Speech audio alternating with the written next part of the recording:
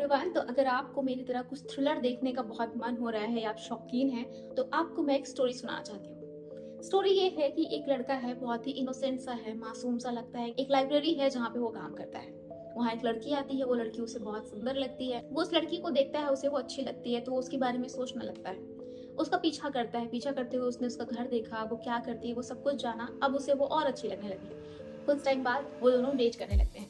लेकिन लड़की कब कहाँ जा रही है, किससे मिल रही है, किससे नहीं मिल रही है, कब वापस आ रही है, कब नहा रही है, कब सो रही है, कब सो रही है, क्या खा रही है, ये सब कुछ उस लड़के को ना सिर्फ पता चलता रहता है बल्कि वो देखता रहता है। जब वो लड़की अपने दोस्तों से इस लड़के को मिलाती है तो ये बहुत ही शांत स्वभाव का लड़का मालूम पड़ता है। लेकिन लड़की की दोस्त को ये शक होता है कि इस लड़के में कुछ तो खराबी है, कोई इतना परफेक्ट नहीं होता। जब उसे इस पर शक होता है तो ये लड़का उसे मार देता है। फिर उसकी एक और दोस्त को शक होता है, वो लड़का उसे भी मार देता है। फिर जब उस लड़की को ही शक हो जाता है कि ये पागल है और इसने मेरे दोस्तों का कत्ल किया है, तो गेस व्हाट, वो उसे भी मार देता है। लेकिन कहानी यहाँ खत्म नहीं होती। लड़के का नाम रहता है जो गोल्डबर्ग। फिर अपनी गर्लफ्रेंड का कत्ल करने के बाद वो उस शहर को छोड़ देता है, किसी और शहर में किसी और नाम से रहने लगता है। अब उस शहर में भी उसे एक लड़की अच्छी लगने लगी है। देखते ही देखते उस लड़की को भी अच्छे लगने लगते हैं।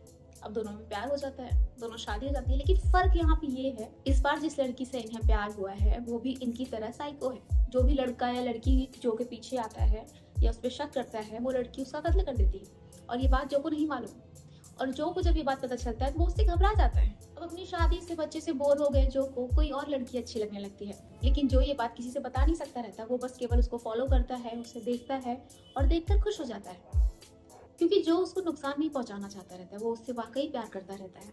लेकिन जब ये बात लव यानी जो की वाइफ को पता चलती है, तो वो उसे मारने की कोशिश करती है। इसीलिए जो को वही स्टेप लेना पड़ता है जो वो अपनी पुरानी गर्लफ्रेंड के लिए लिया रहता है। तो जो अपनी बिलव्ड वाइफ के साथ भी वही करता है जो उसने अपनी गर्लफ्रेंड बेक के साथ किया रहता है। और यहाँ भी ये स्टोरी खत्म नहीं होती है। तो जो अपने बच्चे को छोड़कर किसी और शहर में किसी और नाम से रह रहे हैं, वहाँ पे उनको एक लड़की अच्छी लग जाती है। तो ये जो सिलसिला है ये ऐसे ही चलता रहता है। कॉमन सिर्फ एक चीज रहती है कि वो तीसरी लड़की जो को अच्छी लगती रहती है वो इस सीजन में भी है। अब तक इस कहानी के 4 सीजन आ चुके हैं और 5वां आने वाला है जो इसका फाइनल चैप्टर होगा।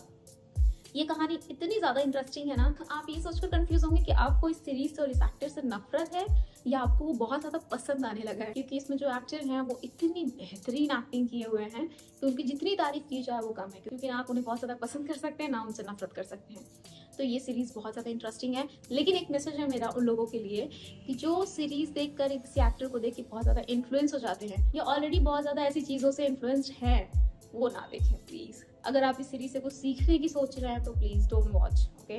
ये सिर्फ आपको देखकर एंटरटेन होने के लिए है। और अगर आप सिर्फ इसलिए देख रहे हैं तो प्लीज देखें और मुझे जरूर बताएं कि आपको कैसी लगी।